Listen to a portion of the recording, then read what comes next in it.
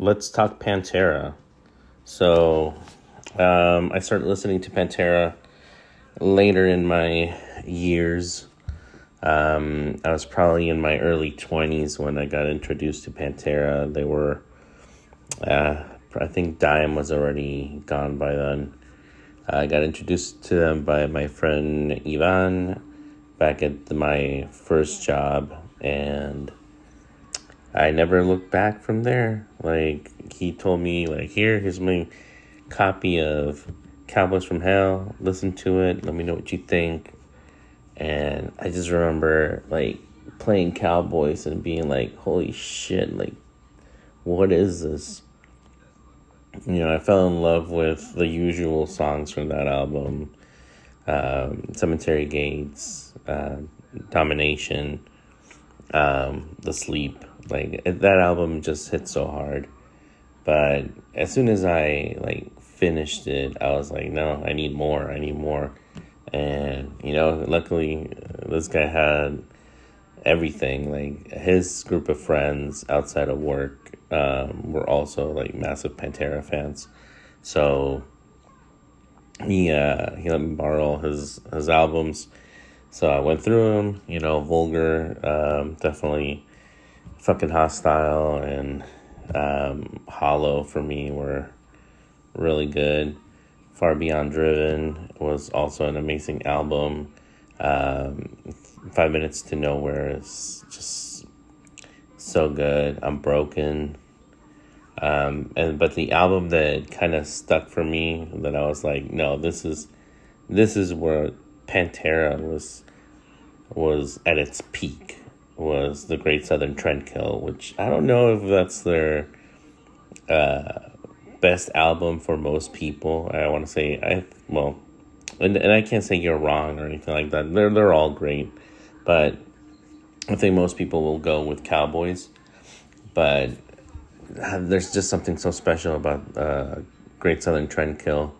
Like, the whole album is just pure power, and the solos in that album are amazing. The drums in 13 Steps to Nowhere, the vocals from Phil, the bass, Rex just fucking kills it in that record. And then lastly, that last album escapes me, and I feel like I just haven't listened to it in such a long time. But it was also good, I can't say it's my favorite. What's the fucking name? I'm losing it. It's the one that has like Revel, yeah, something. I can remember the songs. They're in my head, but I just can't. I'm blanking out, and I hate it. Anyway, back to what we were talking about.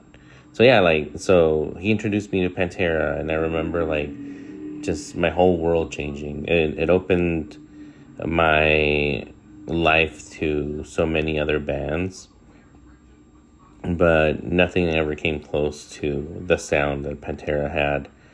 I became a little bit obsessed, and I was looking for songs that were, like, not on those albums. Luckily, the age of the internet was upon us, and I was able to find some songs in some Dracula 2000 soundtrack with, and that song was amazing. It's really it's like an acoustic. It starts off. It has like this really acoustic solo.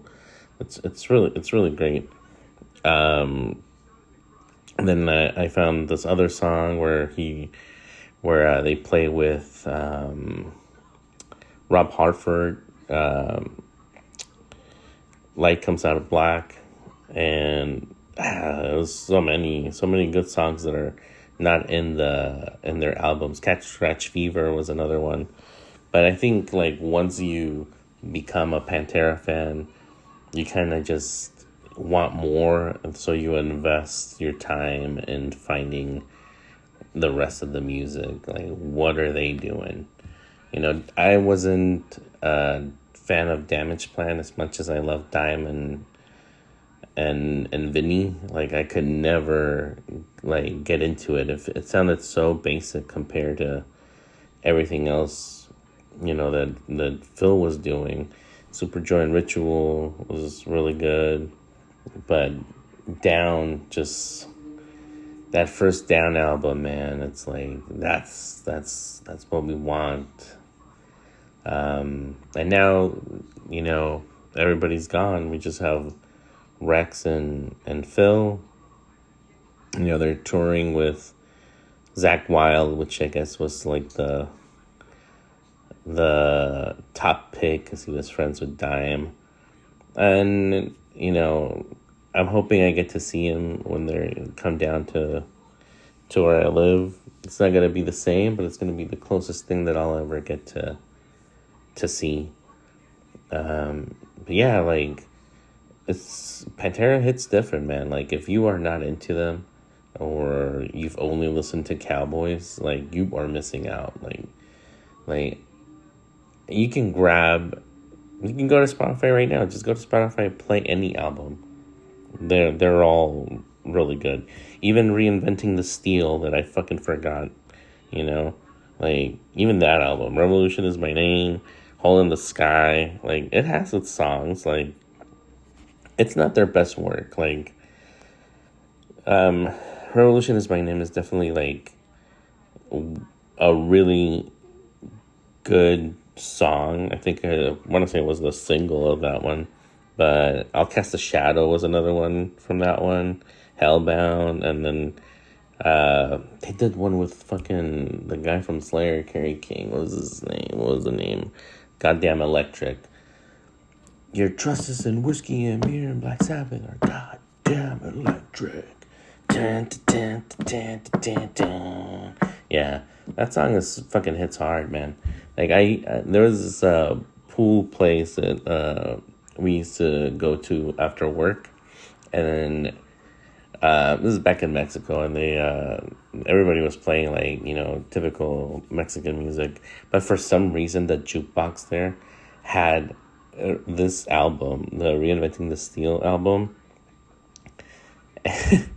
And you could pay like extra money to like take off the other people's song and like have yours played like in advance, And I would fucking put Yesterday Don't Mean Shit like over and over again anytime that we went there, and we would just get these looks, man.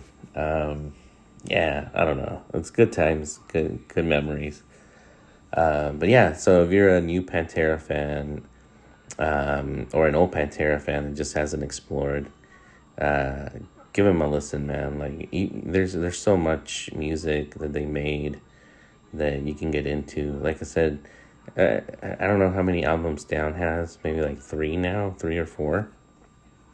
They're all pretty good. They all have pretty good songs.